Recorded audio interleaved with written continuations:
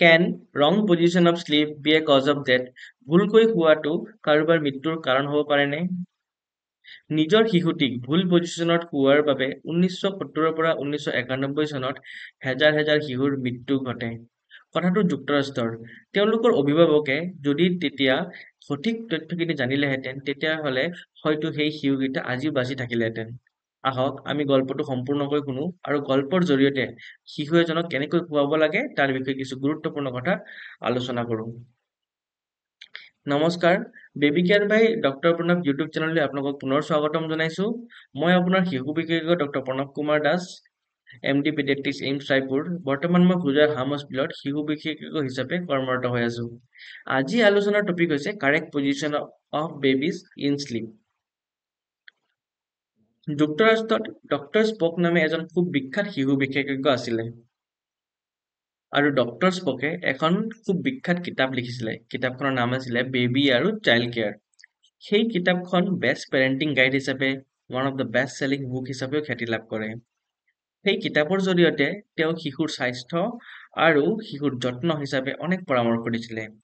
তাৰেই এটা পৰামৰ্শ আছিলে যে বাচ্চাক উল্টা কৰি পেট পেলাই শুই থকাৰ পৰামৰ্শ। তেওঁ কৈছিলে পেট পেলাই শুই থকাটো নৱজাতক শিশুৰ বাবে হেনো স্বাস্থ্যকৰ। তেওঁ দুটা যুক্তি দাঙি ধৰিছিলে। প্ৰথমতে তেওঁ কৈছিলে যে বাচ্চাক যদি আমি ওপৰমুৱাকৈ পেট পেলাই শুৱাই দিওঁ আৰু সেই পজিশ্যনত টোপনিত যদি বাচ্চাই বমি কৰে, তেতিয়াহ'লে বমিখিনি ডাইৰেক্ট মুখৰ পৰা ওলাই যায় আৰু একো প্ৰব্লেম নহয়। সেই নকৰি যদি আমি বাচ্চাক ওলোটা কৰি পিঠ পেলাই মুখখন ওপৰলৈ কৰি শুৱাও, তেতিয়াহ'লে বাচ্চাই সেই পজিশ্যনত যদি টোপনিত বমি কৰে, তেতিয়াহ'লে বমিখিনি গৈ উশাহ নিশাহ লোৱাত সুবিধা কৰিব পাৰে। দ্বিতীয়তে তেওঁ কৈছিলে যে যদি আমি বাচ্চাক ওপৰলৈ মূৰ কৰি শুৱাও, তেতিয়াহ'লে সাধাৰণতে মাথাখন এটা চাইডত কাটি হৈ থাকে, যাৰ ফলত সেই চাইডটো চেপেটা হৈ যায় আৰু মাথাখন ৰাউণ্ড নহয়। তেওঁ যিহেতু খুব বিখ্যাত ডাক্তৰ আছিলে আৰু কথাখিনি খুব যুক্তিসংগত আছিলে, সেয়েহে সকলোৱে সেইটো গ্ৰহণ কৰিব আৰম্ভ কৰিলে। লগে লগে বহু অভিভাৱকে নিজৰ সন্তানক তেনেকৈ খুৱাব ধৰিলে। তেওঁৰ সতীৰ্থ যোনবোৰ চিকিৎসক আছিলে বা হস্পিটেলত সেই চেম প্ৰথা আৰম্ভ হ'ল। সকলো বাচ্চাক নৱজাতকক জন্মৰ পিছত ওলোটাকৈ শুৱাৰ প্ৰথা আৰম্ভ হ'ল। সেই একে সময়তে দেখা গ'ল যে শিশুৰ মৃত্যুৰ সংখ্যা লাহে লাহে বৃদ্ধি পাব ধৰিছে।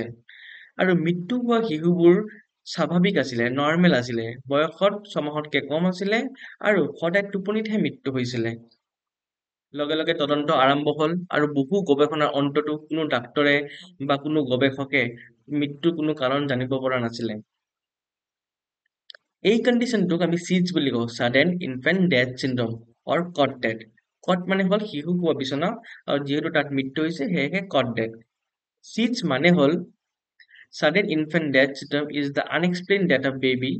The baby is usually less than 1 year old and seems to be healthy. It often happens during sleep. বাচ্চাৰ মৃত্যুৰ কাৰণটো সদায় অস্পষ্ট হৈ থাকে। বাচ্চাৰ বয়স সদায় এবছৰতকৈ কম থাকিব আৰু বাচ্চা সদায় স্বাস্থ্যকৰ নৰ্মেল বাচ্চা থাকিব আৰু সদায় টোপনিৰ সময়তে হ'ব মৃত্যুটো। ইয়াতে আনএক্সপ্লেইন শব্দটোৰ অৰ্থ হৈছে যে বাচ্চাৰ বহু পৰীক্ষা নিৰীক্ষা, ব্লাড টেষ্ট, এক্স-ৰে, অন্যান্য বহুত পৰীক্ষা নিৰীক্ষা বা পষ্টমৰ্টম কৰিও বাচ্চাৰ মৃত্যুৰ কোনো কাৰণ জানিব পৰা নাযায়। লাহে লাহেকৈ কিছুমান চিকিৎসক আৰু গৱেষকে লক্ষ্য কৰিলে যে যিসকল শিশুক পেট পেলাই তলমূৰ কৰি শুৱাই দিয়া হয়, তেওঁলোকৰ মৃত্যুৰ সম্ভাৱনা অনেক বেছি। কিন্তু পোনপ্ৰথমে এই কথাটো কোনেও বিশ্বাস নকৰিছিলে। তেওঁলোকে কৈছিলে আমি শিশুটিক কেনেকৈ খুৱাইছো, কাটিকৈ খুৱাইছো নে চিধাকৈ খুৱাইছো নে ওপৰমুৱাকৈ খুৱাইছো, এই সামান্য কথাটো শিশুৰ মৃত্যুৰ কাৰণ কেনেকৈ হ'ব পাৰে। কথাবোৰ লাহে লাহে স্পষ্ট হ'ল আৰু দেখা গ'ল যে যোনবোৰ শিশুক মুখ ওপৰলৈ কৰি পিঠিত পেলাই শুৱা হয়, তেওঁলোকৰ মৃত্যুৰ সংখ্যা অনেক কম।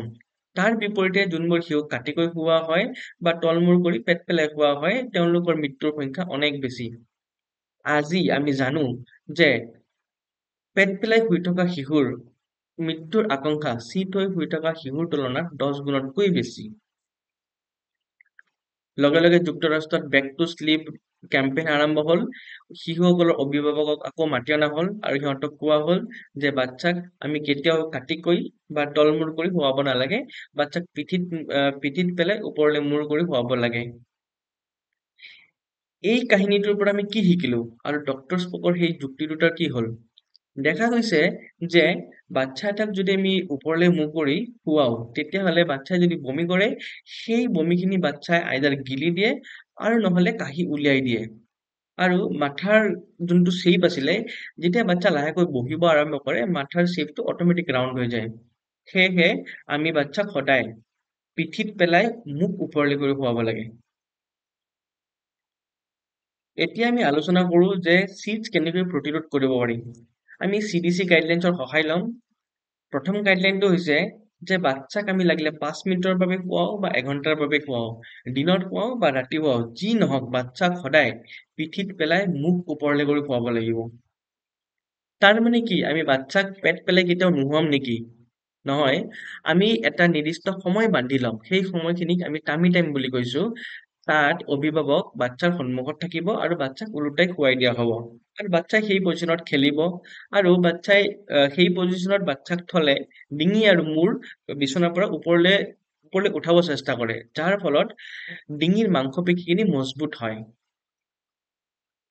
দ্বিতীয় কথা হৈছে যে আমি ছফ্ট এণ্ড ফ্লাফি বেডছ কেতিয়াও ইউজ কৰিব নালাগে। যোনবোৰ বিচনা কোমল হয়, বহিলে দাবি যায়, সেইবোৰ বিচনা ইউজ কৰিব নালাগে। আমি অলপ ডাঠ বিচনা ইউজ কৰা ভাল। তৃতীয়ত আমি ছবিত চাব পাৰিছো যে ডাঠ বিচনা মানে কি। তৃতীয় কথাটো হৈছে যে বাচ্চা য'ত শুই থাকিব, সেই জাগাটো মাকে চকু দিব পৰা জাগাত হ'ব লাগিব। মাকে যাতে চোৱা চিতা কৰিব পাৰে তেনেকুৱা জাগাত হ'ব লাগিব।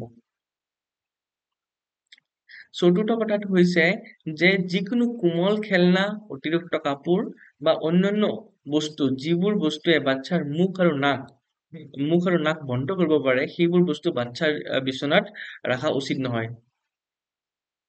আৰু শেষৰ কথাটো হৈছে যে যিমানেই শীত নহওক বা যিমানেই ঠাণ্ডা নহওক, যিমানেই বৰষুণ নহওক, বাচ্চাৰ নাক আৰু মুখ কেতিয়াও ঢাকিব নালাগে। আৰু নাক আৰু মুখ সদায় খুলি ৰাখিব লাগে।